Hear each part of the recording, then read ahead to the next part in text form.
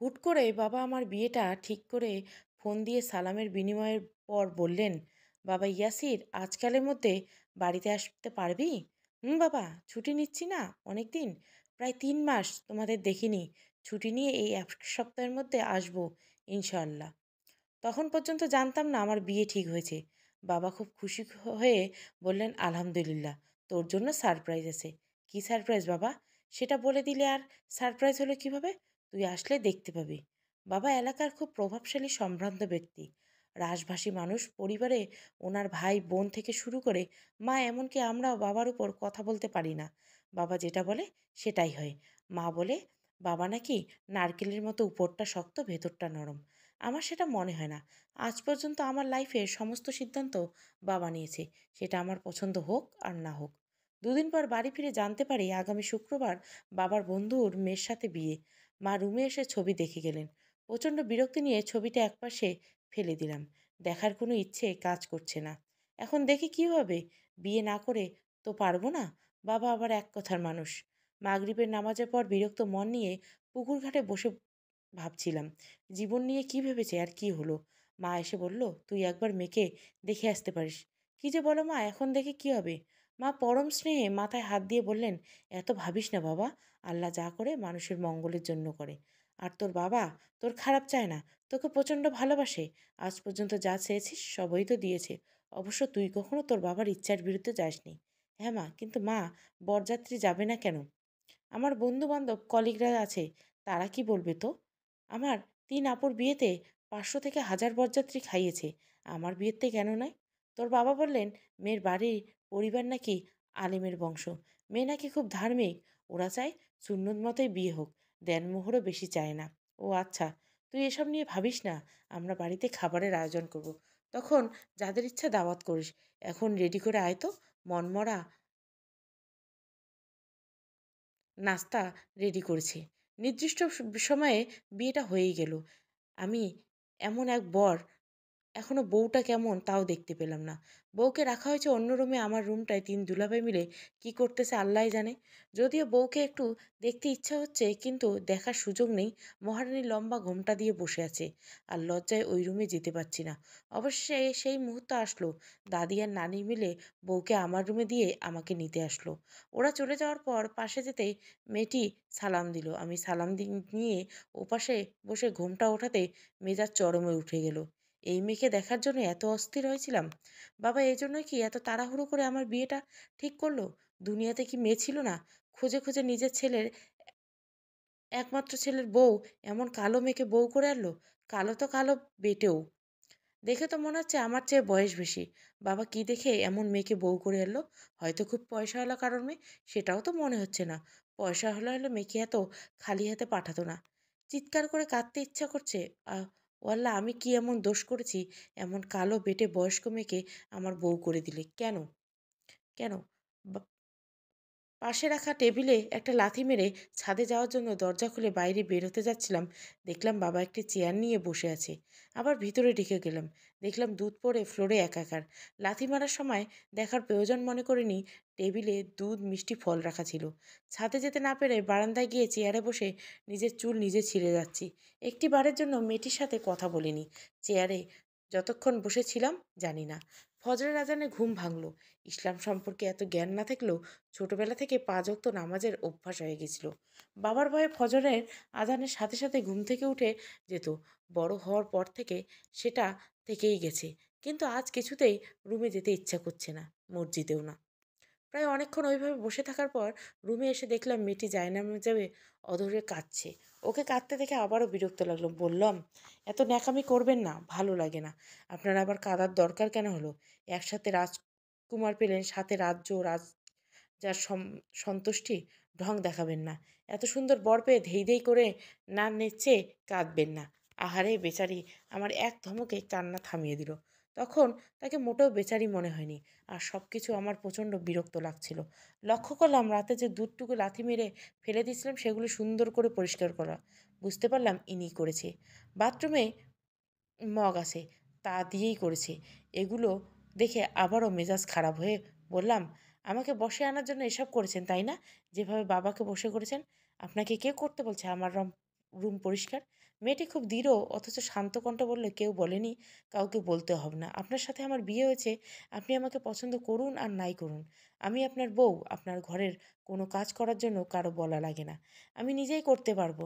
ওর আওয়াজে আমি এমনটা কিছু ছিল, আমি চুপসে গেলাম। আসলে ও যেটা সেটা তো আর মিথ্যে নয়। সত্য মিথ্যা যাই হোক আমি মানি না। আমি মানতে পারবো না এই অসুন্দর মেয়ের সাথে আমার বিয়ে হয়েছে। আমার বন্ধুদের কিভাবে মুখ দেখাবো?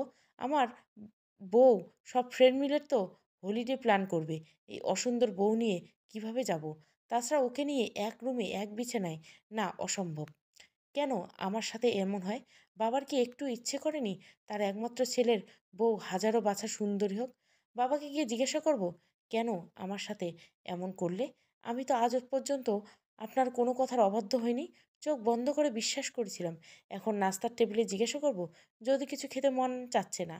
নাস্তার টেবিলে যেতে বাবা সোফায় বসা ছিল। বলল, কিরে, কেমন লাগলো? জি বাবা, ভালোই। নিজের উপর নিজের রাগ হচ্ছে, কেন বাবাকে বলতে পারলাম না আপনি ভালো থাকার মতো কিছুই করেননি। ভালো থাকবো কি করে? যেমন ভালো না থাকি সেই ব্যবস্থা করে রেখেছেন। রাগ করে নাস্তা টেবিলে বসে থাকলাম। বাবা আমার দিকে তাকিয়ে বলল, কিরে ইয়াসির, সুমাইকে নিলে এলি না কেন? নতুন বউ, নতুন বাড়ি, নিজের থেকে তো নিচে নামবে না। আর বৌমা জানবে কি করে যে ডাইনিং নিচে? যা বাবা, বৌমাকে নিচে নিয়ে আয়। ও, আমার বউ রূপী অদ্ভুত মানুষটির নাম সুমাইয়া। কিন্তু তাতে আমার কি? ওর নাম যেটাই হোক। আমি উঠে যাচ্ছিলাম, বাবা বলল, আচ্ছা থাক, দুইজনের নাস্তা উপরে নিয়ে যা। তোরা বরং উপরের সোফায় খেয়ে নে। সিঁড়ি দিয়ে উঠে মাত্র সোফা গিয়ে সাজানোর জায়গায় আছে। আমি রাস্তা রেখে আমি নিজের রুমে না গিয়ে গেস্ট রুমে গিয়ে বই নাড়াচাড়া করছিলাম। গেস্ট রুমে দুটো দেওয়ালে পুরোপুরি বুকশেলফ বানানো হয়েছে। বই নিয়ে নাড়াচাড়া করলে বই পড়ার কোনো ইচ্ছে নেই। জাস্ট ওকে রাখতে হবে, রুমে যেতে হবে, তাই এদিকে আসলাম। নাস্তার ট্রে নিতে ময়নার মা উপরে আসলো। নাস্তার টেবিলে ওইভাবে পড়ে থাকতে দেখে বললো, আল্লাহ গো, বলে চিৎকার দিল। ভাইজান, আপনি এখানে খায়া লননি? ভাবিও খায়নি? এখনো তো 10টা বাজে, আবার খাওয়ানোর টাইম আছে। আপনারা উপোস? নতুন বউরে উপোস রাখছেন? ময়নার মার চিৎকার শুনে বাবা নিচ থেকে বলে উঠলেন, কি ময়নার মা, কি হইল? চিল্লাও কেন? আমি তাড়াতাড়ি বের হয়ে বললাম, খালা চুপ করো, বাবা বকবে, তুমি যাও, আমি আধা ঘন্টার মধ্যে খাওয়া কমপ্লিট করতেছি। ভাইজান, আপনি খাইলে আইব, ভাবিরে খাওয়াইতে আইব কইলাম, নইলে খালু জানরে কইয়া দিব, আধা ঘন্টা ধরে আইতাছি। আচ্ছা যাও তো খালা, এসে প্লেট নিয়ে যাইও। ময়নার মা আমার বড় আপুর ছোটবেলা থেকেই আমাদের বাড়িতে কাজ করে, ঘরের মানুষের মতো হয়ে গেছে। আমাদের কোলেপিঠে করে বড় করেছে। অধিকার আবদার দুটো আমাদের উপর খাটায়। আমরাও যথেষ্ট শ্রদ্ধা করি। নাস্তার ট্রে নিয়ে রুমে ঢুকে দেখি সুমাইয়া মহারানী রুমে নেই। হয়তো বারান্দায় না খেয়ে হয়তো ন্যাকা ন্যাকা কান্না করছে। অসহ্য বলে বারান্দায় গিয়ে দেখি সত্যি চোখ দিয়ে অঝরে জশ্রু গড়িয়ে পড়ছে। আর সে আকাশের দিকে একদৃষ্টে তাকিয়ে কি যেন বিড়বিড় করছে। শুনুন, খাবার পাঠিয়েছেন, খেয়ে নিন। আর ওইখানে আকাশের দিকে কি দেখেন? নিচে যেতে পারেননি, এখানে বসে আছেন? মেয়েটা অনেকটা চমকে ওঠে। নিজেকে যথাসম্ভব স্বাভাবিক করার চেষ্টা করে বলল, চলুন। আপনি কেন আনতে গেলেন আবার? আমাকে সাথে নিয়ে গেলেই তো পারতেন। আপনার কষ্ট হতো না? আপনি নিচে নিয়ে গেলেই তো যাবেন। নয়তো আমি কিভাবে বুঝবো কোথায় যেতে হবে, কি করতে হবে? এখানে বসে না থেকে আর কি করব? আর হ্যাঁ, আকাশে কি দেখবে সেটাও আপনাকে জানাতে হবে? জানাতে হলে জানাবো। সব কিছু আপনাকে জানিয়ে করতে পারবো না। মেয়েটির জবাব শুনে আমি পুরো বোকা বনে গেলাম। মেয়েটি এই হঠাৎ পরিবর্তন, আমি অবাকের চেয়ে বেশি কিছু হয়ে চুপ হয়ে গেলাম। যাক বাবা, আমি কি বলেছি? আমাকে এত কথা শোনালো, তাও এত স্বাভাবিক ভঙ্গিতে, যেন অনেক দিন সংসার হওয়ার কোনো স্বামী স্ত্রীর মধ্যে ঝগড়া হওয়াতে স্ত্রী তার স্বামীর সাথে রাগ দেখাচ্ছে। এই কালো মেয়ে এত অ্যাটিটিউড ওয়েট দেখাচ্ছি। আমাকে চুপ থাকতে দেখে মেয়েটা বলল, কি হলো, চলুন ইয়াসির, খেয়ে নিব তো, ক্ষুধা পেয়েছে। এভাবে দরজায় দাঁড়িয়ে থাকলে আমি সামনে যাব কিভাবে? সরেন বলে আমাকে ধাক্কা দিয়ে বারান্দা থেকে ভিতরে ঢুকে গেল। আমি কয়েকবার প্রচণ্ড ধাক্কা খেলাম। কি করা উচিত যেন বুঝে উঠতে পারছিলাম না। মেয়েটি আবারও ডাকলো, এই যে ইয়াসির, নাস্তা খেতে আসুন। আমি সব খেয়ে যাব কিন্তু। এবার প্রচণ্ড রাগের সাথে ভিতরে গিয়ে বললাম, আপনি নিজেকে কি মনে করেন? কিসের এত অ্যাটিটিউড? কাল এই বাড়িতে এসে আজই রানী সেজে বসে আছেন? শুনুন, এটি এটা আমার বাড়ি, এটা আমার রুম। সো এত অ্যাটিটিউড আমার সাথে না। সুমাইয়া ফিক করে হেসে দিয়ে বলল, কোনো প্রশ্নের উত্তর আগে দিব, শেষেরটা আগে দেই। এটা আমার রুম, আমার ঘর, ওকে? বিয়ের পর স্বামী স্ত্রী হয়। হ্যাঁ, আমি রানী, কারণ আমি আপনাকে রাজা মনে করি। কথা শেষ করতে না দিয়ে বললাম, ফাজলামো করবেন না, নতুন বউ নতুনের মতো থাকবেন। হি হি। মেয়েটা আবার খুব জোরে জোরে হেসে দিয়ে বললেন, উহ ইয়াসির, কি যে বলেন, আপনি তো আমাকে বউ মানেন না, আবার নতুন বউ। বিদ্রুপাত্মক ব্যঙ্গাত্মক হাসি দিয়ে খেতে শুরু করে দিল। এই হাসিটা আমাকে প্রচণ্ড আঘাত করলো।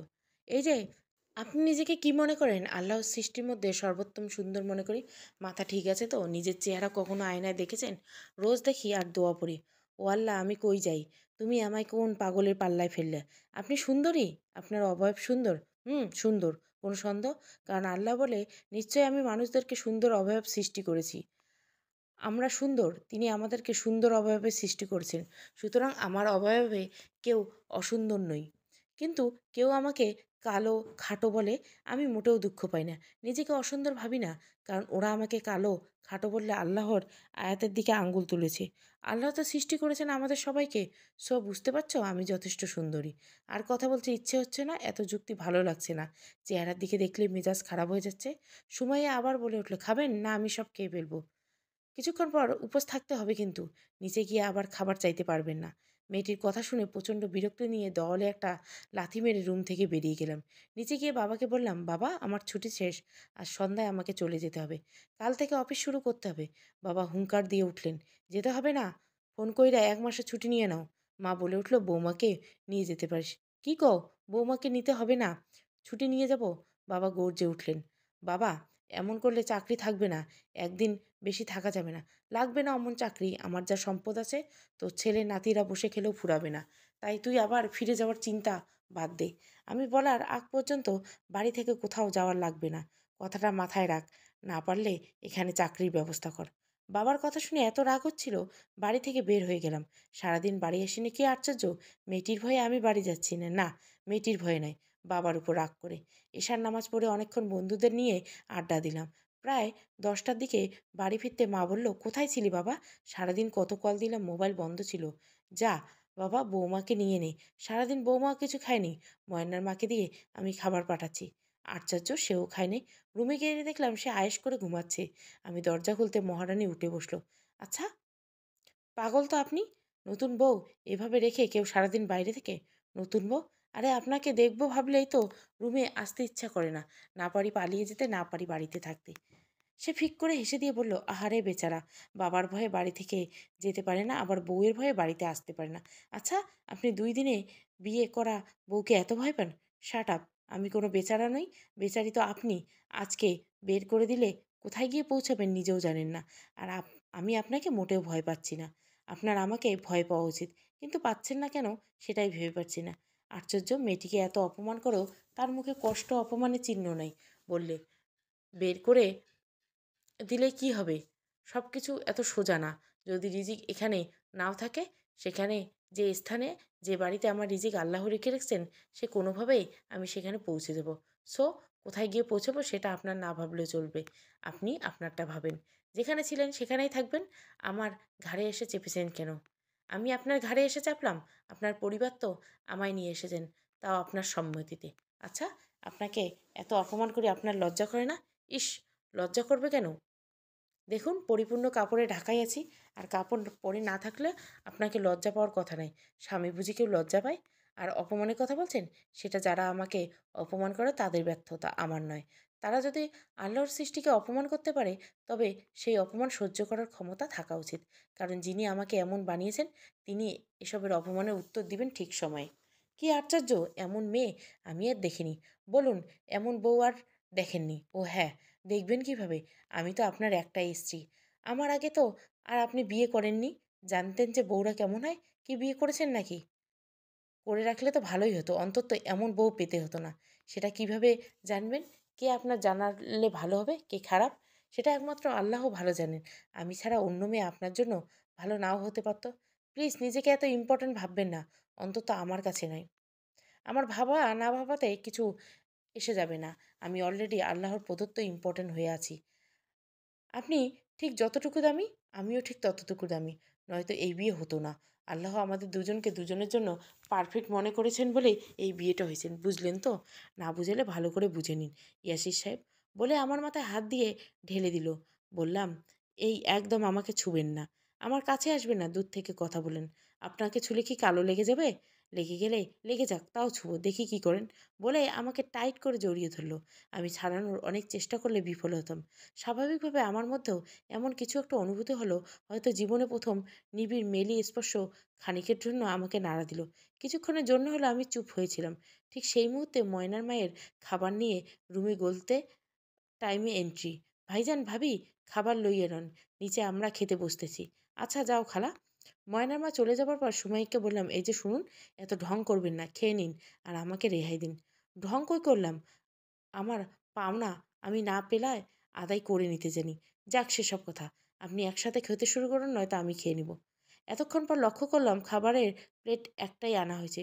হয়তো মা ইচ্ছে করেই দিয়েছে, নয়তো দুলাভাইরা। সুমাইয়া বলেন, "আমরা তো দুজন মানুষ, প্লেট একটা, আপনি নিচে গিয়ে আরেকটা নিয়ে আসুন। আমার খেয়ে আমার পরে আমাকে অর্ডার করেছেন।"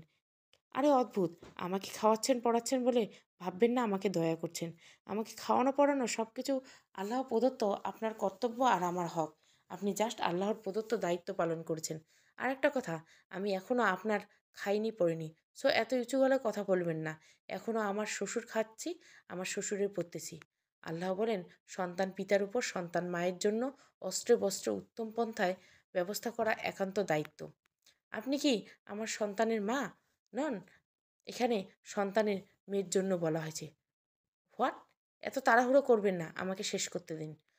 অন্য আয়াতে আল্লাহ বলেন, তোমাদের স্ত্রীর জন্য তোমাদের সামর্থ্য অনুযায়ী নিজেদের ঘরে বাসস্থানের ব্যবস্থা করো। কথায় কথায় যে বলেন আমার বাড়ি, আমার রুম, এসব আর বলবেন না। আপনি দয়া করছেন না। আমাকে ঘরের ব্যবস্থা করে দেওয়া আপনার জন্য আল্লাহ প্রদত্ত করেছেন। আমার খাবার খাচ্ছেন, আমার পড়তেছেন, ভুলেও বলবেন না আপনার চোখে আমি সুন্দরী অসুন্দরী যাই হই না কেন, এই সব কিছু আমাকে দয়া করছেন না। ফরজ আদায় করছেন, ওকে মাথায় ঢুকিয়ে নিন। মাথায় তো ঢুকছে, কিন্তু আমার মুখ থেকে আওয়াজ বেরোচ্ছে না। অনেকদিন অপেক্ষার পর অপছন্দের অপূর্ব সুন্দরী মেয়েটি আই লাভ ইউ বললে যেরকম অনুভূতি হয়, সেই অনুভূতি আমি সেরকম কর্তব্যবিমূঢ় হয়ে হা হয়ে দাঁড়িয়ে রইলাম। যেন আমি বলতে ভুলে গেছি। মেয়েটি বলল, কই ইয়াসির, যাবেন না প্লেট আনতে? আচ্ছা বুঝতেছি, কালো হাত থেকে খেতে ইচ্ছে হচ্ছে না। আসুন আসুন, আমি খাইয়ে দিচ্ছি। চিন্তা করবেন না, আমার কালো হাতের রং আপনার পেটে চলে যাবে না। কি যাতা বলছেন, আমি আপনার হাতে কেন খাবো? আপনি না চাইলেও খেতে হবে। আপনি এখন প্লেটের জন্য নিচে গেলে হাজারটা প্রশ্নের সম্মুখীন হবেন। সুতরাং এই ছাড়া আর কোনো উপায় নেই। অবশ্য আমার এটাও খেতে পারেন। আমি খাওয়ার পর আর বাসনের প্রয়োজন পড়বে না। কিন্তু আমি আবার এঁটো খেতে পারবো না। যদি এক প্লেটে খাবার খেলে ভালোবাসা বৃদ্ধি হয় কিন্তু? ভালোবাসাকে আপনাকে অসম্ভব স্বপ্ন দেখা বন্ধ করুন। আশ্চর্য, মেয়েটি কি কষ্টের অনুভূতি? এত অপমান করলেও মুচকি হাসে, যদিও হাসিতে কোনো মায়া নেই, নেই কোনো মুগ্ধতা। অন্তর আমার চোখে পড়েনি। বলল, অসম্ভব? অবশ্যই নয়, হয়তো কিছুটা কঠিন। বলে হাতে ভাত নিয়ে আমার মুখের কাছে এনে বলল, দেখি হা করেন। খাবার ঠান্ডা হয়ে গেছে। অনিচ্ছা সত্ত্বেও হা করে এক লোকমা নিয়ে সেখান থেকে উঠে বারান্দায় গেলাম। একসময় স্বপ্ন দেখতাম সুন্দরী বউকে বলবো, বউ প্রতিদিন তুমি আমাকে খাইয়ে দিবে, নয়তো আমি খাবোই না। এখন বউ তো আছে, কিন্তু সুন্দর নয়। কিছুক্ষণ পরে এসে দেখি মেয়েটি সব খেয়ে প্লেটটি টেবিলে রেখেছে। ময়নার মা উপরে আসলে নিয়ে যেতে পারে। কি আশ্চর্য, আমিও স্বামী না খেয়ে আছি, আর ইনি কিভাবে পেট পুরে খেতে বলল। রাগে গজগজ করতে করতে বললাম, খেয়ে নিয়েছেন? আমি যে না খেয়ে আছি সেদিকে একবারও লক্ষ্য করেছেন? স্বামী না খেয়ে আছে মানে একটুও কষ্ট লাগলো না? মেয়েটি কালো মুখের মধ্য থেকে সাদা দাঁত বের করে এক রহস্যময় হাসি দিয়ে বললেন, স্বামী? আপনি আমাকে বউ মানেনই না, স্বামী কিভাবে হবেন? আমি সাবানা টাইপের বউ নই। স্বামী না খেয়ে থাকলে স্বামীর বিরহে হয়ে নিজেও উপোস করব। শুনুন, আমি নিজের ভালো একটু বেশিই বুঝি। হ্যাঁ হ্যাঁ, তা তো বুঝেন, নত রাজকুমারের রাজ্য দুটো হাসিল করা সহজ না। দেখুন, আমি আপনাকে হাসিল করিনি। আল্লাহর ইচ্ছায় আপনার সাথে আমার বিয়ে হয়েছে। আর নিজেকে এত বড় মনে করবেন না। আমি কোনো অংশে কম না। সো এসব বড়ত্ব অন্য কোথাও জাহির করবেন, আমার কাছে নয়। বলে মেয়েটি আয়েশ করে আমার প্রিয় বিছানায় শুয়ে পড়লেন। এইবার আমার ধৈর্যের বাঁধ ভেঙে গেল। খুব উঁচু গলায় বললেন, এই যে শুনুন, আপনি আমার রুম তো দখল করেছেন, এবার আমার খাটটা দখল করবেন না? বলে টেবিল থেকে গ্লাসটা ফেলে দিলাম। মেয়েটি আরও তেজ দেখে বলল, আমি আল্লাহর পক্ষ থেকে আপনার কাছে রক্ষিত আমানত। আমার সাথে যা ইচ্ছে ব্যবহার করবেন। আল্লাহকে জবাব দিতে হবে। আর আমি কোনো ফেলনা বস্তু নই। আপনি যা ইচ্ছা করতে পারেন। শুনুন, রসুল সাল্লাহ সাল্লাম বিদায় হজের ভাষণে দীর্ঘ বয়ানে এক পর্যায়ে বলেছিলেন, অতএব তোমরা স্ত্রীদের ব্যাপারে আল্লাহ তালাকে ভয় করো, কেননা তাদের আল্লাহর আমানত ও প্রতিশ্রুতির ওপর গ্রহণ করেছো এবং তোমাদের আল্লাহর হুকুমে তাদের লজ্জাস্থানে হালাল হিসাব পেয়েছো। তাদের উপর তোমার অধিকার হলো তারা তোমার অপছন্দ হয় এমন লোককে তোমার বিছানায় আসতে দিবে না। যদি তারা এই অন্যায় কাজ করে তাহলে তাদের হালকা প্রহার করতে পারো, যাতে শরীরে কোনো প্রকার আঘাত বা জখম না হয়। আর তোমার উপর তাদের অধিকার হলো তাদের জন্য প্রয়োজন অনুপাতে খাবার ও পোশাক করা হলো। আর শুনুন, আমার সাথে এরকম আচরণ করে কিয়ামতের দিন রসুল সাল্লাহ সাল্লামের সামনে দাঁড়াতে পারবেন? পারবেন না। কারণ উনি নিজেকে মেয়েদের পিতা বলেছেন। আর সেই হিসাবে আপনি ওনার মেয়েকে খুব খারাপভাবে অপমান করে যাচ্ছেন। রসুল সাল্লাহ সাল্লাম বলেন, তোমরা মেয়েদেরকে গালি দিও না, কারণ আমি মেয়েদের বাবা। এই যে আমাকে বলতে আসবেন না আমি আপনার সাথে খারাপ আচরণ। কথা শেষ করতে না দিয়ে বলল, আমার নাম আছে, নাম নিশ্চয়ই শুনেছেন। তাও আবার বলি, সুমাইয়া আমার নাম। আপনি অবশ্য আদর করে সুমু ডাকতে পারেন। কারণ আয়শা আয়শা রাদিয়াল্লাহু সাল্লামকে নবী সাল্লাল্লাহু সাল্লাম আদর করে হুমায়রা বলে ডাকতেন। হুমায়রা অর্থ লাল বর্ণের রমণী। রসুল সাল্লাল্লাহু সাল্লামের আদরমাখা ডাক শুনে আয়সা রাদিয়াল্লাহু সাল্লাম কাছে আসতেন তাকে জড়িয়ে ধরতে। এরপর কবিতা পাঠ করে আল্লাহর রসুল সাল্লাল্লাহু সাল্লামকে শোনাতেন। এমনও হয়েছে আল্লাহর রসুল সাল্লাল্লাহু সাল্লাম একবার আয়সা সাল্লাল রাদিয়াল্লাহু সাল্লামের দিকে তাকিয়ে মন্ত্রমুগ্ধের মতো, তোমার চক্ষুদয় কত্ত সাদা। আপনি নিজেকে আমার প্রিয় স্ত্রী মনে করেন। কি ভাবেন নিজেকে? আমার কথা বাদ দেন। আপনি বলুন, আপনি কি নিজেকে কি ভাবেন? এত অহংকার কেন আপনার? যেগুলো নিয়ে অহংকার করেন সেগুলো আল্লাহ দয়া করে আপনাকে দিয়েছেন। আপনার অর্জন নয়। আপনি নিজের যোগ্যতায় কী অর্জন করেছেন? আমি নিজেকে যাই ভাবি না কেন, স্ত্রীকে উপনামে ডাকা সুন্নত। সাওয়াবের উদ্দেশ্য হলো সুমি বলে ডাকার কথা ভাবতে পারেন তাই বলছি। আপনার ইচ্ছে না হলে ডাকবেন না। এত কথার কি আছে?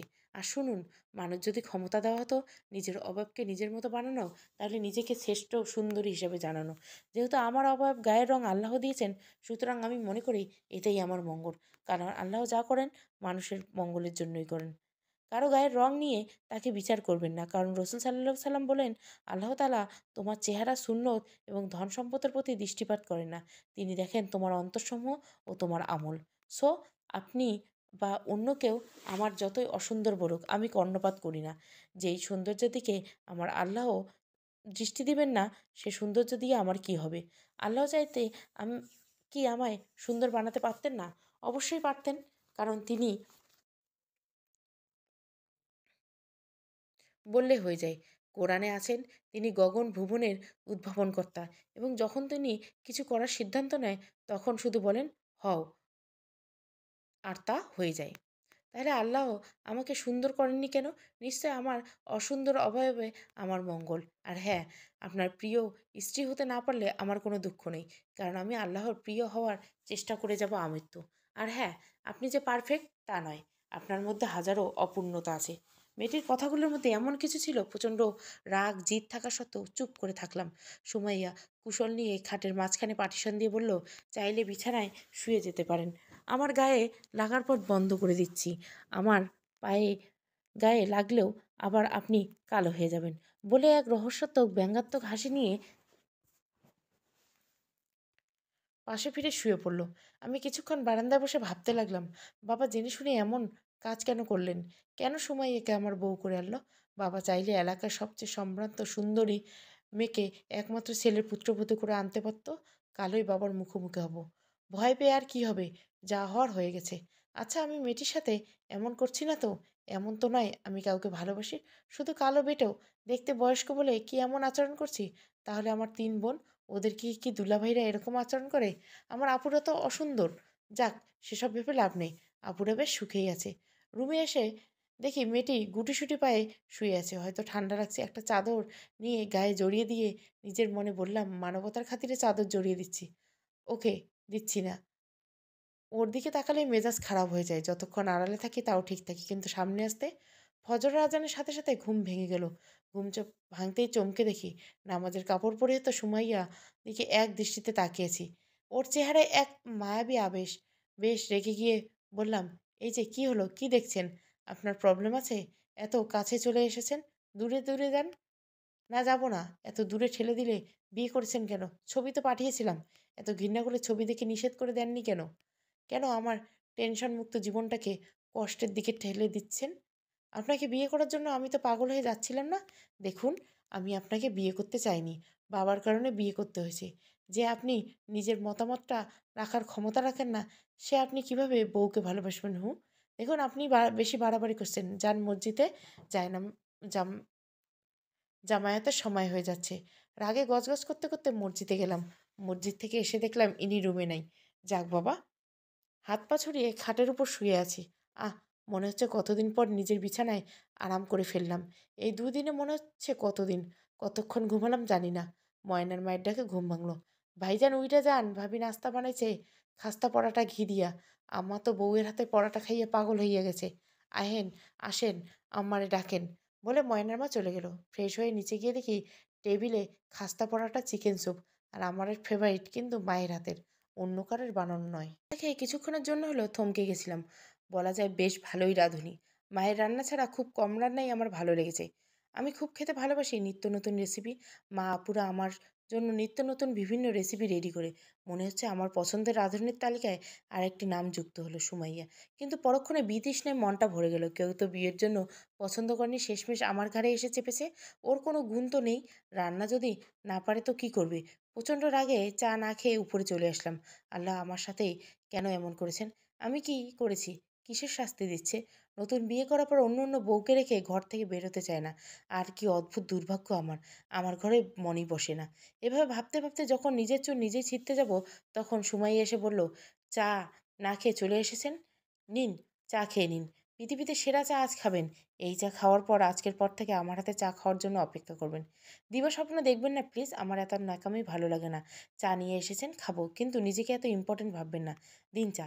দেখুন, মা বলেছেন বলে উপরে চা নিয়ে এসেছি।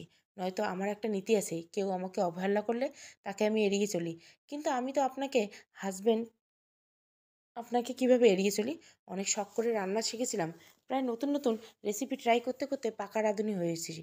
শুনেছি স্বামীর মনের রাস্তা পেট থেকে শুরু হয়। কিন্তু আপনি যদি আমার রান্না খেতে না চান, কোনো সমস্যা নেই। উফ, এত কথা বাড়াবেন না, বলে চা পান করে নিলাম। সত্যি অসাধারণ। বলা যায় হাতে জাদু আছে। অন্তত আর কিছু না থাকুক, একটা গুণ তো আছে। তাও মেয়েটিকে অপমান করার জন্য বললাম, চা তো ভালো, তবে যেভাবে নিজের প্রশংসা নিজে করলেন তেমনটা ভালো হয়নি। সময়কে অপমান করার কোনো সুযোগ মিস করি না। মেয়েটি মুচকে হেসে চলে যায়। আমি জানি আমি ভালো চা বানাই। আমি ভালো নাও হলেও মুখের উপর রান্না ভালো হয়নি কথা বলাটা অনুচিত। হাদিসে আছে, রসুল সাল্লাল্লাহু সাল্লাম বলেন, খাদ্যের সময় খাদ্যের দোষ ধরা যাবে না। আমাকে হাদিস শেখাতে আসবেন না। আমি খুব ভালো করে জানি এক্কেবারে আনাড়ি ভাববেন না। তো চা ভালো হয়েছে, এইবার মাথায় উঠে নাচুন। বাবা জেনে শুনে আমার অমতে বিয়ে ঠিক করেননি। আমি বাবার কাছে এর জবাব চেয়েই ছাড়বো। আচ্ছা, আপনি কি চান?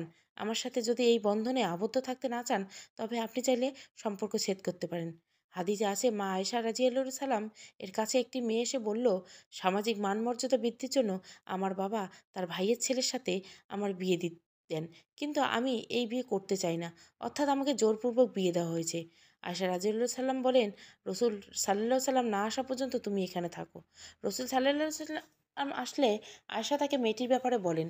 রসুল সাল্লাল্লাহু সাল্লাম মেয়েটির বাবাকে ডেকে পাঠালেন এবং পরে মেয়েটিকে বললেন, তুমি যে কোনো একটা বেছে নাও। হয় এই বিয়ে মেনে নিতে সংসার করতে পারবো, অথবা চাইলে এই বিয়ে ভাঙতে পারবো। মেয়েটি বলল, ইয়া রসুল সাল্লাল্লাহু, আমার বাবা যা করেছেন আমি সেটা মেনে নিয়েছি, কিন্তু আমি অন্য নারীদের কাছে এটা প্রমাণ করতে চাইছিলাম, অর্থাৎ নারীদেরকে জোর করে বিয়ে দেওয়া যাবে না।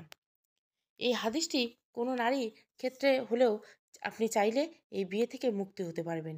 আমি আপনার উপর কোনো রাগ, অধিকার, দাবি কিছুই করব না।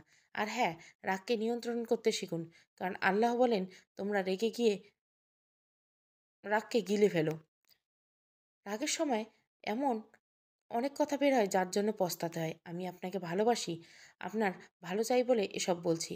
আপনার সাথে জান্নাতে যেতে চাই। কিভাবে যেন আপনাকে ভালোবেসে ফেলেছি বুঝতে পারিনি। দেখবেন আপনিও ধীরে ধীরে আমাকে ভালো। উফ, কথাটা শুনতে একদম ইচ্ছে হয়নি।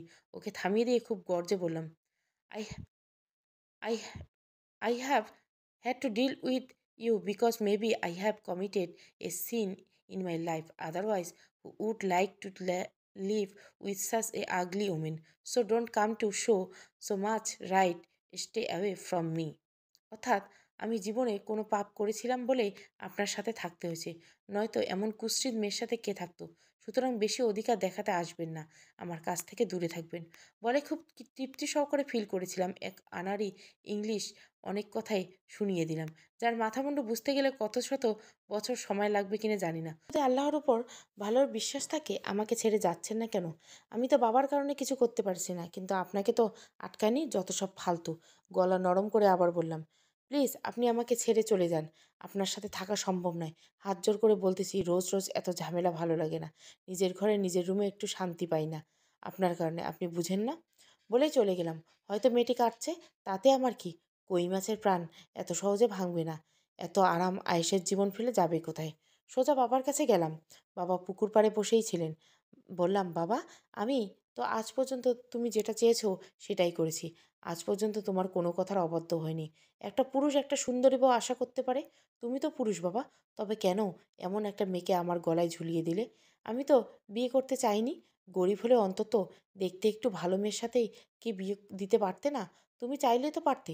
বলো বাবা, আমি কি দোষ করেছিলাম? জানি না এত সাহস কিভাবে আসলো। যেই বাবার কাছে একটা শব্দ করে কথা বলতে পারি না, সেই বাবাকে এত সাবলীলভাবে কথাগুলো বললাম।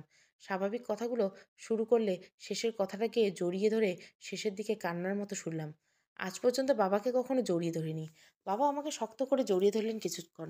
তারপর নিজেকে ছাড়িয়ে নিয়ে আমার দিকে স্নেহের দৃষ্টিতে তাকিয়ে ঝরঝর করে কেঁদে দিলেন, যেটা আমার জন্য সম্পূর্ণ নতুন। আমি অবাক হয়ে বাবার দিকে তাকিয়ে থাকলাম। বাবা বলতে শুরু করলেন, ইয়াসির, জানিস বাবা, পরপর 3টে কন্যা সন্তানের বাবা হওয়ার পর আল্লাহর কাছে আমার শতকোটি কান্না করে তোকে পেয়েছিলাম। কন্যা সন্তানগুলো যতই আল্লাহর দিক থেকে আমার কোনো প্রবলেম ছিল না, কিন্তু সব বাবাই চায় তাদের পুত্র কন্যা উভয়টি থাকুক। শখ হয়তো একটি পুত্র সন্তানের খুব বেশি। তোর ছোট আপুর জন্মের প্রায় 14 বছর পর আল্লাহ তোকে দিয়েছিল, জানিস? এমন কোনো মোনাজাত ছিল না যেখানে আমি উক্ত দোয়াটি পড়িনি। হে আমাদের রব, আপনি আমাদের এমন স্ত্রী ও সন্তানদের দান করুন যারা আমাদের চক্ষু শীতল করবে, আর আপনি আমাদেরকে মুত্তাকিদের নেতা বানিয়ে দিন। তারপর তুই দুনিয়াতে আসলি, যেন আমার আকাশের চাঁদ হাতে পেলাম। কিভাবে শুক্রিয়া আদায় করব বুঝতে পারলাম না। সবসময় ভয়ে থাকতো 3 বোনের আদরে আমাদের অতি খুশিতে তুই বিগড়ে যাস। আমি খুব হাসি খুশি মানুষ ছিলাম, কিন্তু তুই দুনিয়াতে আসার পর নিজেকে বদলে ফেলাম। সহজে রেগে থাকতাম যাতে তুই ভয় পাস। লোকে বলতো ছেলে সন্তান হতে আমি অহংকারী হয়ে গেছি। তুই যখন কিছু চাইতি পুরো দোকান কিনে নিয়ে আসতে ইচ্ছে হতো, কিন্তু নিজেকে কন্ট্রোল করছি। তোকে বলতাম টাকা জমিয়ে এনে দিব। মনে মনে তুই যখন প্রথম মোবাইল চেয়েছিলি 1 বছর অপেক্ষা করানোর পর তোকে দিয়েছিলাম। বলেছিলাম 1 বছর টাকা জমিয়ে তারপর মোবাইল কিনে দিছি। তোর ক্লাস 4-এর কথা মনে আছে? তোর জুতো নতুন ছিল বলে আর জুতো কিনিনি। স্কুলে যাওয়ার সময় তোর কিছু ব্যথা লাগতো, কিছু ছোট কিছু হয়ে গেল, জানিস আমার খুব কান্না আসতো, কষ্ট হতো প্রচণ্ড। তুই যাতে এটা না ভাবিস যে চাইলেই পেয়ে যাবি, তাই কিনে দেয়নি। অনেক দিন পর দিয়েছিলাম। ফলে তুই আল্লাহর ইচ্ছায় আমার কলিজার টুকরো চক্ষু শীতলকারী হয়েছিস। আজ পর্যন্ত আমি তোর আচরণে কষ্ট পাইনি, আলহামদুলিল্লাহ। তোকে যাই শুনিয়েছি, ইন্টারের পর থেকে নিজের হাত খরচের ব্যবস্থা নিজেই করিয়েছিলিস টিউশনি করে। লোকে বলতো এত টাকা খরার পরেও ছেলেকে দিয়ে টিউশনি করে। একবার তো তুই তোর মাকেও বলেছিলি, মা, মানুষ বলে যে আমরা বড়লোক, তুই কোন ক্লাসে মনে নেই? আমি তোকে কাছে ডেকে বলেছিলাম, আমরা যে গরিব হয়ে গেছি সেটা মানুষকে বললে তো মানুষ আমাদেরকে গরিব বলে হেও করবে। ধনী গরিব সব আল্লাহর সৃষ্টি, আমরা মানুষকে সেই সুযোগ করে দিব। তুই বুঝেছিলি কিনা জানি না, কিন্তু তুই কোনো কিছু আবদার করতেও যেন ভাবতি। তোর আপুরা আমার সাথে ঝগড়া করতো, এমনকি তারাও কোনো কিছু কেনার আগে বলতো আগে তোকে দিতে। এমন জেদ করে কত কিছু ওরা নেয়নি, জানিস? এতক্ষণে বাবার কথা শুনে অঝরে নিঃশব্দে চোখের জল গড়িয়ে পড়ছিল। কিন্তু এসবের সাথে আমার বিয়ের সম্পর্ক কী? বাবা কিছু জিজ্ঞাসা না করে চুপ করে থাকলাম। বাবা একটু জিরিয়ে আবার বলতে শুরু করলো, তোর বড় অপুর বিয়ে হচ্ছিল তখন তোর বয়স মাত্র 7। তোর বড় অপুর বয়স কত জানিস? 25। জানিস বাবা, ওই সময় 25 বছর বয়সে পর্যন্ত মেয়ে বিয়ে না হওয়ার বাবা মায়ের খুব বেশি কষ্টের। তখন গ্রামে 15-16 বছর বয়সে মেয়েদের বিয়ে দেওয়া হতো। তারপরের উপর আরও 2টা মেয়ে বিয়ে উপযুক্ত। সন্তান যেমনই বড় হোক, মা বাবার কাছে কলিজার টুকরো। তো 3টে আপু দেখতে কালো, খুব কালো। 3টে মেয়ে আমার মতো রং পেয়েছে, তুই তোর মায়ের মতো। এবং তোর বড় আপু মেজ আপুরা চেহারা দেখতে অসম্ভব সুন্দর। এসব নিয়ে আগে কখনো না ভাবলে একের পর এক সম্পর্ক আমার মেয়েকে রেখে যাচ্ছিল। আমার মেয়ের চোখের পানি আর তোর মায়ের দীর্ঘশ্বাস, পরিবেশ ভারী হতে যেতে যেতে মনে হতো কালো হওয়াটা দুনিয়ায় বড় অপরাধ। আমার মেয়েটা, আমার কাছে দুনিয়ার এক পাশ, তোর বড় অপু এক পাশে। তাকে যখন জায়নামাজে দীর্ঘ মোনাজাতে কাঁদতে দেখতাম, মনে হতো আমি আমার এত সম্পদ দিয়ে কী হবে, এবং আমি আমার মেয়ের চোখের পানি মুছতে পারি না। শেষে আমার মেয়েটি বলেছিল তোর মেজো অপুকে বিয়ে দিতে, কিন্তু হায়, সেও কালো। আমার মেয়েরা আমার কাছে আজীবন বসে থাকবে, কোনো সমস্যা নেই, কিন্তু দুনিয়ার চোখে তো আর এমন নয়। মেয়েটি ঘর থেকে বের হতো না, লোকচক্ষুর আড়ালে থাকতো। কেউ বাড়িতে আসলে বলতো, আপনার এক মেয়েরও বিয়ে হয়নি? জানিস বাবা, তোর আপুকে কত করে বোঝাতাম, মারে তুই আমার সংসারের সৌভাগ্যের প্রতীক। যখন তুই আমার এই দুনিয়াতে এসেছিস, আমার ব্যবসার উন্নতি হয়েছে। পিছন ফিরে তাকাতে হয়নি। আমি জানি তুই যে ঘরে যাবি সে ঘরে সোনায় ফেলবে, কিন্তু তোর বড় আপুকে বোঝাতে পারতাম না। কত রাত যে না ঘুমিয়ে কাটিয়েছি হিসাব নেই। মেয়েটার কষ্ট সহ্য হতো না। আমার ধন সম্পদের কোনো কিছু অভাব ছিল না। যে ধন সম্পদ আমার মেয়েদেরকে শান্তি দিতে পারেনি। আমি যতক্ষণ আল্লাহ না চাইবে, আমি ততক্ষণ কিছুই হব না। আমার সব কিছু দিয়ে আমার মেয়েদের কষ্ট দূর করতে পারবো না।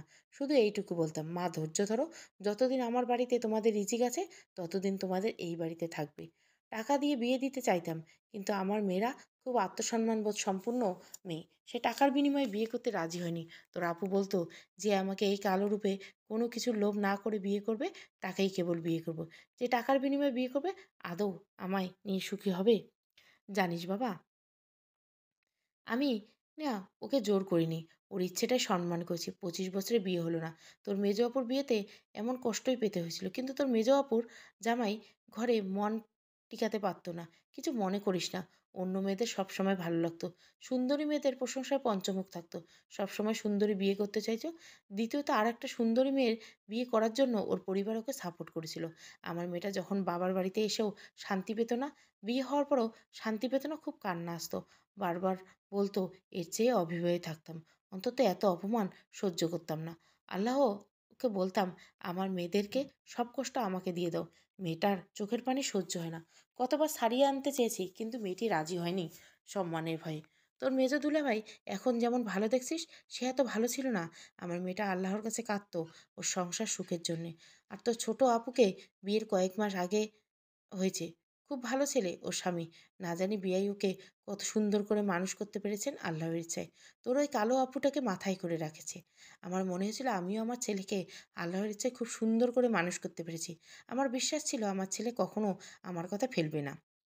আর আমার সবসময় মনে হতো, আল্লাহ চাইলে আমি কোনো কালো মেয়েকে আমার বাবার কষ্টের ভাগীদারি হব। যে বাবা তার মাকে নিয়ে অনেক কষ্ট সহ্য করছে, সে ঘটককে তার জন্য পাত্রী আনতে বলেছিলাম। ঘটক সবসময় সুন্দর সম্ভ্রান্ত মেয়েদের সম্পর্ক আনতো।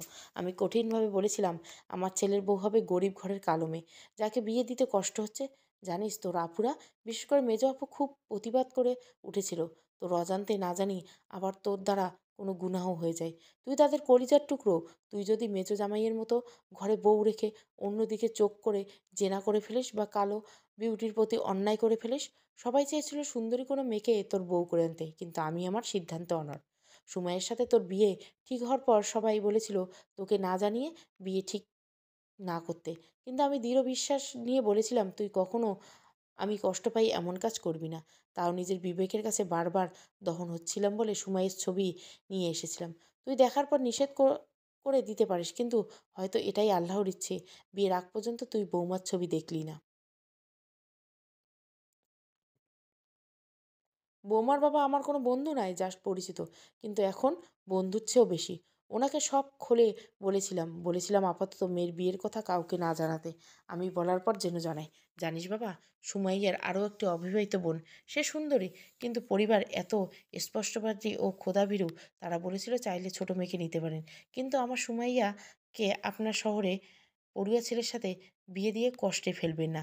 আমার মেয়েটা কালো বলে প্রাউড ফিল করি। নিজেকে নিয়ে ওর কোনো হীনমন্যতা নাই। আমায় মেয়েটা বলে, বাবা, আমায় নিয়ে চিন্তা করো না। আমি কালো হওয়ায় ভার বহন করতে পারবো বলেই আল্লাহ আমাকে কালো করেছেন। কালো হওয়া আল্লাহর পক্ষে একটা নিয়ামত, কারণ এই বিশেষ গুণটা আল্লাহ সবাইকে দেন না। হজরত বেলাল রাদিয়াল্লাহু সাল্লাম ইসলামে এক মুয়াজ্জিনে একজন নিগ্রো ছিলেন। জান্নাতে সুসংবাদপ্রাপ্ত 10 জনের মধ্যে একজন হজরত সাদ ছিলেন কালো। তো কালোকে যদি আল্লাহ এত মর্যাদা দিতে পারেন, তাহলে নিশ্চয়ই কালো আমাকে তেমন মর্যাদা দিবেন। সুতরাং আমাকে তেমনভাবে চলাফেরা করতে হবে। তো বলো বাবা, এমন একটা মেয়ের শুধু গায়ের রঙের জন্য কিভাবে তুচ্ছ হতে পারে? এমন মেয়েকে মর্যাদা দিলে আল্লাহ তোকে কত বড় নিয়ামত দিতে পারে তুই হয়তো ভাবতে পারবি না। শুধু তোকে একটু ধৈর্য ধরতে হবে। তোর বিয়ের দিনে কি কি হয়েছিল এবং আজ পর্যন্ত কি কি হচ্ছে সব কিছু আমি আন্দাজ করতে পারি। তাই তোকে তো শহরে যেতে দেয়নি। বিয়ের দিন উপরে বসেছিলাম। যতই কিছু হোক আল্লাহ রহম করবে। শুধু আল্লাহর কাছে চেয়ে যাচ্ছি, আল্লাহ যেন তোকে অন্যায় করা থেকে হেফাজত করে। জানিস বাবা, সুমাইয়ের সাথে যখন তোর বিয়ে একদম ফাইনাল করলাম, একটা আশিয়ানার নামে বানিয়েছি। সেখানে আমাদের মেয়েদের নামে যেমন অংশে লেখা দিয়েছি, সুমাইয়াতের নামেও কিছু অংশ রেখেছি। আমার অফুরন্ত সম্পদ, মেয়েটা কিছু দিলে কমবে না, যাতে আমার 4টা মেয়ের কোনো কষ্ট না হয়। তুই যদি ওর সাথে সংসার করতে না চাস, আমি জোর করব না। মেয়েটা যেন সমাজের চোখে হেও না হয়। কিন্তু এই আশিয়াতের ব্যাপারে তোর মা আর আমি ছাড়া কেউ জানে না, আজ তুই জানলি।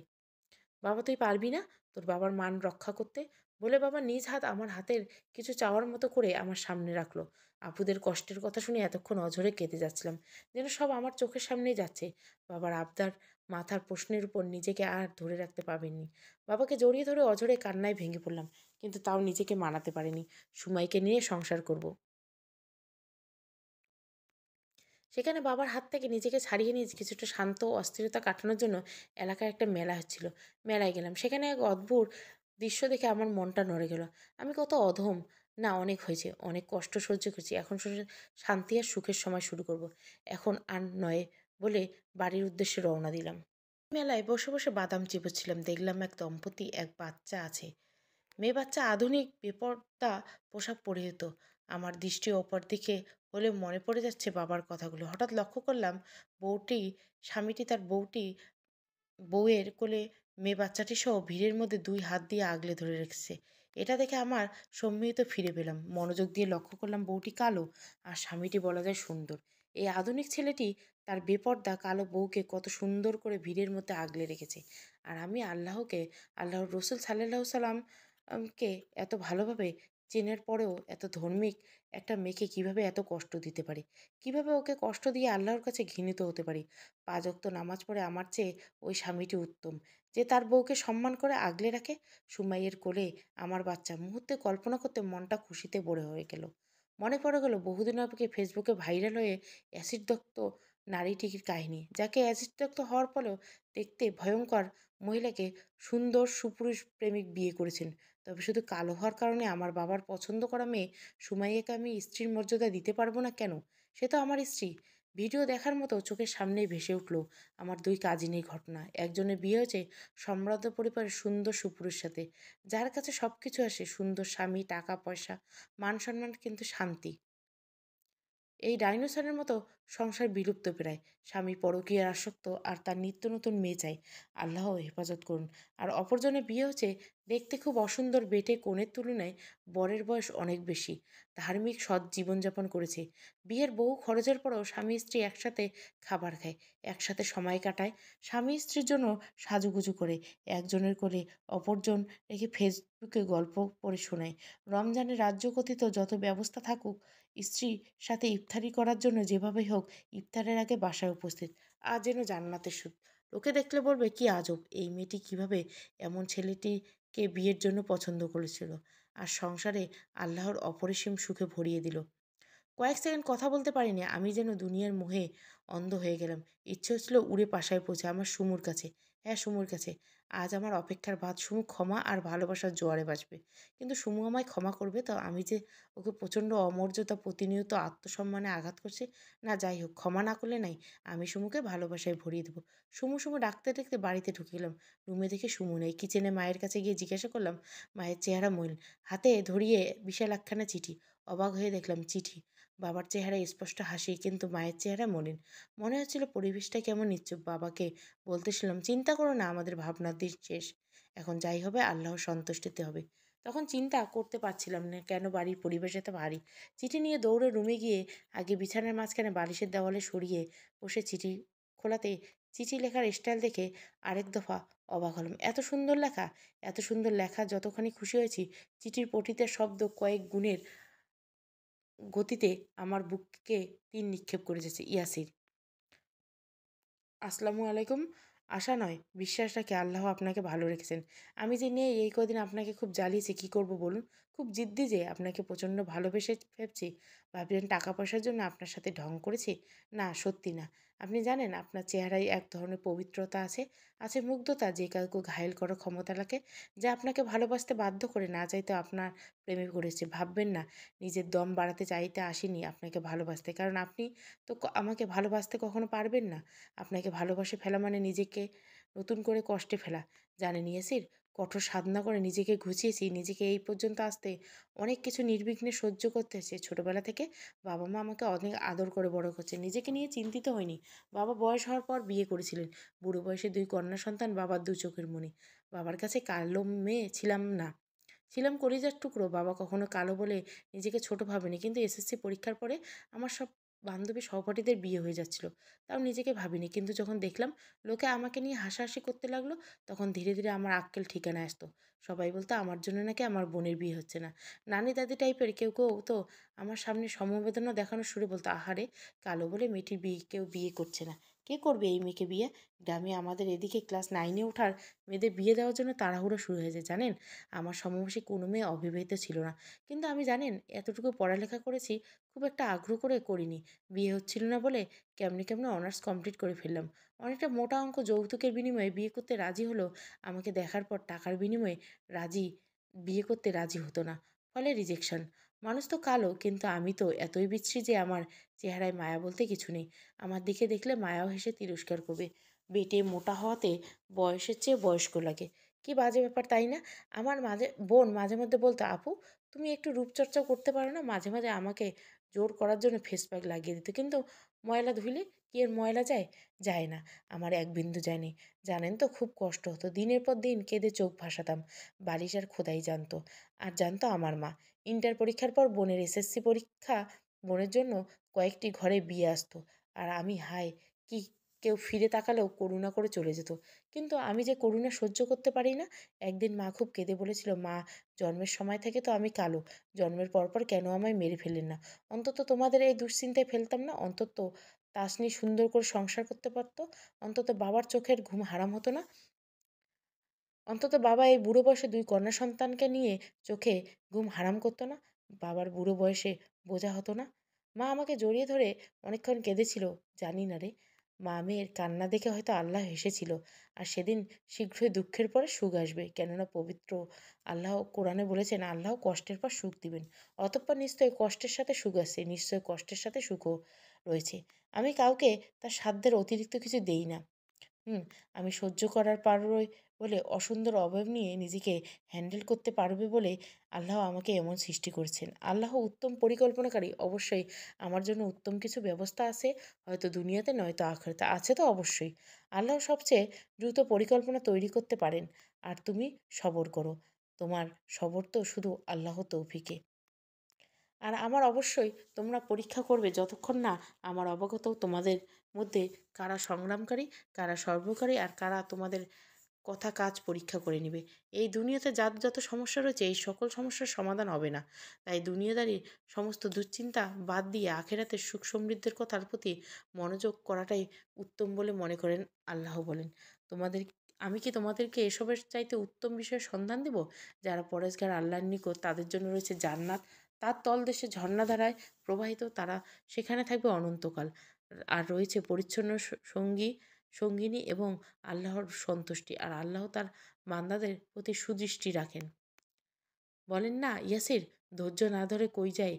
যেখানে আমার রব ধৈর্যশীলের জন্য এত পুরস্কার ঘোষণা করেছেন, সেদিন মা নিজের আর আমার চোখের পানি মুছে বলেছিল, "মা, তুই জানিস তুই আল্লাহর পক্ষে কত বড় রহমত?" পবিত্র কোরআনের অক্ষরগুলো কালো কালি দিয়ে দেখার, কাবা ঘরের গিলাপে কালো। আল্লাহ কালো ভালোবাসে বলে এই মহামূল্যবান ২ জিনিস কালো। আর তুই যে বললি তুই বোঝা, না রে মা, কোনো সন্তান বাবা মায়ের বোঝা হয় না। শুধু বাইরের মানুষ তাদেরকে বোঝা হিসেবে প্রমাণ করতে চায়। তুই নিজেকে কারো কাছে বোঝা হতে দিবি না। তুই নিজের কাছে নিজেই প্রমাণ করবি তুই আল্লাহর সর্বোত্তম সৃষ্টি। তুই আশরাফুল মাখলুক, তুই মানুষ। আশরাফুল মাখলুক শুধু ধলা মানুষ নয়, এর মধ্যে কালোও অন্তর্ভুক্ত। আর কালো ধলা সবাই আল্লাহর সৃষ্টি। আর তোর বাবা কোনো দুশ্চিন্তা করে জানিস? যদি কেউ ওনার কলিজার টুকরো তোকে কষ্ট দেয়, ওনার নাজুক ফুলকে আঘাত করে যদি ভেঙে পড়েছিস, যদি তোকে বোঝা হতো হয় তোর বাবার অবর্তমানে তোকে কে দেখবে? তোর বাবা যে বুড়ো হয়ে গেছে না মা, তুই যে নরম লাজুক ফুল, একটুতে কেঁদে বুক ভাসিয়ে দিস। তোর এই নাজুক মন, বাবা আমার কাছে দুনিয়ার সবচেয়ে প্রিয়। সেই বাবার দুশ্চিন্তা আমাকে প্রচণ্ড নাড়িয়ে দিচ্ছিল। মাকে কথা শেষ করতে দেয়নি, মাকে থামিয়ে আমি সেদিন বলেছিলাম, মা আমি লাজুক নই। আল্লাহ আমাকে সেরা সৃষ্টি করেছে, আমি কিভাবে নাজুক হতে পারি? সেই থেকে যাত্রা শুরু, কঠোর যাত্রা জানো। সেদিনের পর থেকে অদ্ভুতভাবে বাবার নাজুক কলিটি সীসা ঢালা প্রাচীরের মতো মজবুত হয়ে গেলাম। নিজেকে মজবুত করার জন্য অর্থনৈতিক স্ট্রং হওয়া খুব জরুরি। প্রথমে পড়ার ছোট ছোট বাচ্চাদের সহি কোরআন শেখানোর মাধ্যমে শুরু করলাম যাত্রা। সেখানে কিছু মানুষ বাধা দিল, কোরআন শিখিয়ে কেন টাকা ইনকাম করতেছি। আমি স্পষ্ট ভাষায় বললাম, যারা কোরআন শিক্ষা দেন মানে হুজুর, মাওলানা, ওরা কি না খেয়ে থাকবে? খুব কঠোর হয়ে জবাব দিতাম। কেউ বলতো এত টাকা কেন নেই? বলতাম, হুজুর মানে কি গরিব? তাদের কোরআন শিখিয়ে টাকা ইনকাম করার অধিকার নেই? কোথায় লেখা আছে? আস্তে আস্তে ক্লাস 7 পর্যন্ত 3 টাইপের টিউশন পড়ালাম। টাকা খাবো না গায়ে দিব, এরকম অন্যরকম আত্মতৃপ্তি বিশ্বাস করে নিজেকে নিয়ে প্রাউড ফিল করি। আমার দুঃখের পর সুখের দিন শুরু। জানেন, কাউকে সুযোগ দিতাম না আমার হেয় করার। কেউ বেয়াদব ডাকতো, আবার কেউ আমার কি আসে যায়। আমি যে সঠিক পথে, যে পথে আমি আল্লাহর পার পাবো, এমন এক স্ট্রং মানসিকতা করতে। যারা আমাকে অবজ্ঞা করতো তাদের জন্য আমার সিম্পেথি হতো। মনে মনে হাসতাম, কত বড় অবজ্ঞা এরা, আল্লাহর ফয়সালার উপর আঙ্গুল তুলেছে। ক্ষমা চাইতাম আল্লাহর কাছে এদের জন্য, কিন্তু নিজেকে অপমান করতে দিতাম না। আমি কারো করুণার পাত্রী নই, আলহামদুলিল্লাহ। আমার সারা জীবন বিয়ে না হলেও আমায় নিয়ে চিন্তা করতে হবে না। বিয়ে রসুল সাল্লাহ সাল্লামের সুন্নত, কিন্তু আল্লাহ যদি আমার জোড়াই না পাঠান তবে এতেই মঙ্গল। আমি ধৈর্য ধরবো রোজা রাখার মাধ্যমে, যদি পাঠান তবে সে যেখানেই থাকুক আমার কাছে আসবে। তাছাড়া বিয়ে কি জীবনের সব কিছু? আপনি যখন অবহেলা করতেন, কালো বলে অবজ্ঞা করতেন, আমার সেই কষ্টটা মাথাচাড়া দিত। আবার সেই পুরনো অবজ্ঞা আমার মাথায়, তো আমি কঠোর আচরণ করতে পারিনি। আপনি আমার স্বামী, ভাবছেন খারাপ আচরণ তো করেছেন, কেন জানেন? যতটুকু বুঝেছি এইটুকু সময়ে বাবা মা 3 বোনের আদরের সোজা করতে হলে আমাকে পুরনো রূপ ফিরে আসতে হবে। চোখের পানি মুছে হলে শুরু হলো মিশন। আপনার প্রতিটা জবাব উচিত জবাব। আপনি ঘায়েল হয়েছেন যথেষ্ট। আমার মনে হয়েছিল আমি ভুল ছিলাম। আপনি আমাকে কখনোই মেনে নিতে পারবেন না বলেই দিলেন চলে যেতেন। খুব কষ্ট হলো, আপনার জীবন থেকে চলে যাওয়াটাই উত্তম মনে হলো। আমি আবার জীবনে বেশ ছিলাম, কিন্তু আপনাকে ভালোবাসতে শুরু করেছি, নতুন করে স্বপ্ন দেখতে। কিন্তু কালো মেয়েদের যে সংসার স্বপ্ন মানায় না, তাদের জন্য হয়তো আল্লাহ জান্নাতে উত্তম সঙ্গীর ব্যবস্থা করে রেখেছেন। কিন্তু ভাবলাম আপনাকে আর কষ্ট দিয়ে কী হবে? ভালোবাসি তো, ভালোবাসা আল্লাহর কাছে গুনাহগার কীভাবে মুক্ত পাবে? তাই আপনাকে মুক্ত করে দিলাম আমার বন্ধন থেকে। কোনো দাবি, রাগ, অভিমান, কষ্ট নেই। আল্লাহ আপনাকে সবসময় ভালো রাখুক। ডিভোর্সের সমস্ত ফর্মালিটি আমি কমপ্লিট করে আপনার কাছে পাঠাবো। যেহেতু আমার কারণে আপনি এই বন্ধনে, সো আমি আপনাকে মুক্ত করব। আবার ফিরে যাব পুরনো বিন্দাস জীবনে। আমার ছোট ছোট স্টুডেন্ট আর আমি, যারা আমাকে প্রতিনিয়ত উস্তাদ যা করে করে পাগল করে তোলে, যাদের দেখলে আমার মনটা আনন্দে ভরে ওঠে, দোয়া করবেন আপনার কাছ থেকে আমার সমস্ত অপছন্দের জিনিসকে দূরে রাখুন। যেমন আমি, তাই না ইয়াসির? ইতি, সেই কালো মেয়েটি, সুমাইয়া। চিঠিটা শেষ করে ১ সেকেন্ডে দেরি করিনি। নিচে গিয়ে বাবাকে বললাম, বাবা আমি সুমাইয়াদের বাড়ি যাচ্ছি, প্লিজ ওদের বাড়ির লোকেশনটা বলো। কেন রে বাবা, তুই ওদের বাড়ি গিয়ে কী করবি? গরিব ভাঙা বাড়ি। বাবা ওদের বাড়ি কেমন তাতে আমার যায় আসে না। প্লিজ তুমি সুমাইয়ের ঠিকানা বলো, আমি এক্ষুনি যাচ্ছি। এত উতলা হতে হবে না, ড্রাইভার সুমাইয়ার বাবার বাড়ি চেনে। তুই গাড়ি নিয়ে যা, যতটুকু গাড়ি যায় বাকিটা ড্রাইভার পৌঁছে দিবে। বলা যায় এক প্রকার দৌড়ে গাড়িতে বসলাম। ড্রাইভার চাচা বলেন সুমাইয়াদের বাড়ি যাবো। তাড়াহুড়ো করে উত্তেজনায় সুমাইয়ের বাড়ির উদ্দেশ্যে রওনা তো দিলাম, কিন্তু নতুন জামাই শ্বশুরবাড়িতে প্রথম যাচ্ছি, খালি হাতে ভালো দেখায় না। তাছাড়া মা তো বলেই দিয়েছে কি কতগুলো নিতে হবে। এসব কেনার সময় নেই। মনে হচ্ছে এসব কিনতে যত সময় ব্যয় হবে ততই আমি সুমুকে হারিয়ে ফেলবো। আমার সুমুকে আমার আর চাই, ওকে হারিয়ে ফেলতে দিব না। গাড়ি থেকে নেমে কিছুটা পথ যেতেই হয়। সুমাইয়ের বাসায় পৌঁছে কিছুটা লজ্জা পেয়ে গেলাম। সুমাইয়ের বাবাকে দেখে লজ্জা বেড়ে গেল। কিছুটা সংকোচ না করে সুমু বাড়িতে কি বলবে, ওরা আমাকে কি ভাববেন, উনি আমাকে দেখে মারতে না শুরু করে দেন। কিন্তু তেমন কিছু হলো না, বরং আমাকে দেখে আকাশের চাঁদ পাওয়ার মতো খুশি হয়ে আমার কাছে আসলেন। এক প্রকার জড়িয়ে ধরলেন, সালামের বিনিময়ে সুমাইকে ডাকতে লাগলেন। আমি বললাম, প্লিজ সুমাইকে ডাকবেন না, বরং সুমু কোথায় আছে বলুন, নয়তো আমাকে সুমাইয়ের কাছে নিয়ে চলুন। আমার সুমুর আব্বু মুচকি এসে আমাকে রুমে ঢুকিয়ে দিয়ে গেলেন। আমি ভেতরে ঢুকে দেখলাম মেয়েটি বালিশে মুখ গুজে কান্না করতেছে। কান্না ছোটে কেঁপে কেঁপে আসছে। এত কষ্ট লাগলো। সুমাইয়া ক্ষমা তো পরে, আমি নিজেকে নিজে ক্ষমা করতে পারবো না। এই নিষ্পাপ ফুলটাকে আমি আঘাতে জর্জরিত করেছি। কিভাবে আমি এত নিষ্ঠুর হলাম? সোজা গিয়ে ওর পিঠে হাতটা রাখতে ও চমকে পিছনে ফিরে তাকালো। আমাকে দেখে প্রচণ্ড অবাক হয়ে চোখের পানি মোছার বৃথা চেষ্টা করে উঠল। একটা শব্দ না করে সোজা ওকে জড়িয়ে ধরে প্রচণ্ড শক্তি দিয়ে। মেয়েটা হয়তো বুঝতে উঠতে পারতেছে না কী হয়ে যাচ্ছে, কী হচ্ছে। হয়তো মেয়েটি বুঝে উঠতে পারছে না যে সকালে ওকে এত অপমান করা হলো, এইটুকু সময়ের মধ্যে কী এমন হলো যে এক্কেবারে বাসায় এসে হাজির হয়ে গেছে। কতক্ষণ ওকে জড়িয়ে ধরেছিলাম জানি না, কিন্তু সম্মতি ফিরে পেলাম যখন, সুমুকে আমাকে জড়িয়ে ধরলো। কিছুক্ষণ পর সুমু নিজেকে ছাড়িয়ে বলল, ইয়াসির আপনি? আমি ঠোঁটে আঙুল রেখে বললাম, প্লিজ কিছু বলো না, আজকে শুধু দেখবো প্রাণ ভরে, আমাকে দেখতে দাও। কতক্ষণ একে অপরের চোখে হারিয়ে গেছে জানি না, জানি না এই মেয়েটি এত সুন্দর লাগছে কেন, ওর ঠোঁট চোখে এত মায়া কোত্থেকে এলো। মেয়েটির হাসি এত মায়াবী কখনো ভাবতে পারিনি। আমি কত বড় গর্দভ, এতদিনে এই সৌন্দর্য আমার চোখে পড়েনি। লক্ষ্য করলাম সুমুর চোখ দিয়ে অঝরে জল গড়িয়ে পড়ছে। বললাম, বেবি পিঙ্ক কালার ড্রেসে আপনাকে দারুণ মানিয়েছে। তোমায় খুব সুন্দর লাগতেছে। আর হ্যাঁ, করুণা করছি না, বিশ্বাস করো, খুব সুন্দর লাগছে। আমি প্রচণ্ড মুগ্ধ হয়ে ওর চোখের দিকে তাকিয়ে থেকেছি। মেয়েটির চোখের দিকে তাকিয়ে নিজেকে হারিয়ে ফেললাম। এত দরদ মাখা চায়নি, মেয়েটি কিছু বলতে গিয়েও বলতে পারেনি। শুধু শক্ত করে জড়িয়ে ধরে ঠিক বুকের কাছে মুখটা রেখে অঝরে কেঁদে বললে। কিছুক্ষণ পর বলল, ইয়াসির জানেন, আজ পর্যন্ত মা বাবা তাসনিমকে ছাড়া কেউ আমাকে সুন্দর বলে। এই প্রথম কারো চোখে আমার জন্য মুগ্ধতা দেখলাম। কিন্তু ইয়াসির আপনি কিভাবে? কথা শেষ করতে না দিয়ে বললাম, কিভাবে আমার মিষ্টি বউটাকে গভীরভাবে ভালোবেসে ফেললাম তাই তো। ভালোবাসা তো তোমার তাহাজ্জুদের নামাজের চোখের পানি আর আমাদের বাবা মাতার দোয়ার মধ্যেই ছিল। আমার কাছে পৌঁছাতে সময় লেগেছে। আর যেখানে হাদিসে এসেছে, পিতার সন্তুষ্টি আল্লাহর সন্তুষ্টি, পিতামাতার সন্তুষ্টিতে আল্লাহর অসন্তুষ্টি। আল্লাহ বলেন, যদি তারা পিতামাতা তোমাদের উপর চাপ প্রয়োগ করে আমার সাথে কাউকে শরিক করার জন্য, যা তোমার বোধগম্য হয়, তাহলে তুমি তাদের কথা অমান্য করো। অর্থাৎ আল্লাহর সাথে কাউকে শরিক না করো। আর পার্থিব জীবন উৎকৃষ্ট পন্থায় তাদের সাথে সৎ সম্পর্ক বজায় রাখো। আর তুমি তাদের পথ অনুসরণ করো, যারা আমার প্রতি অবিচল আকৃষ্ট করেছেন। এই আয়াত দ্বারা সহজে বোঝা যায়, পিতামাতা যদি ইসলামের বিরোধী আদেশ, তবে তা অমান্য করতে হবে, কিন্তু তাদের প্রতি অসৎ ব্যবহার করা চলবে না, যার উজ্জ্বল দৃষ্টান্ত রেখে গেছেন হজরত ইব্রাহিম। বাবা তো আমাকে শিরিক করতে বলেনি, বিয়ে দিয়েছেন। বউয়ের সাথে সুন্দর আচরণ করে সুখী হই তাই চেয়েছেন, জোর করেননি, অপশান রেখেছেন, চাইলে বন্ধনমুক্ত হয়ে। বাবা তো আমাকে ছবি দেখেছিলেন, আমি দেখিনি।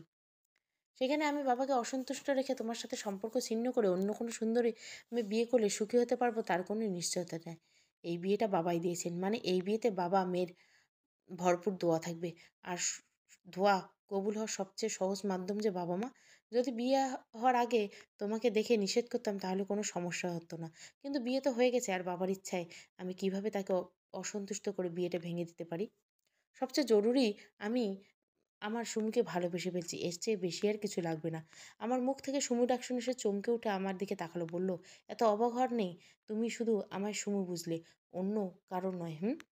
আর হ্যাঁ, আমার কালো বউটা লাজরাঙা বউটাকে লাজুক চোখের নিচে তাকিয়েছিল, নিচের দিকে তাকিয়ে করুণ কণ্ঠে বলল, কিন্তু আপনার বন্ধু আত্মীয় স্বজনরা সবাই তো আমাকে হেয় করবে, কালো মেয়েকে নিয়ে সংসার করছেন।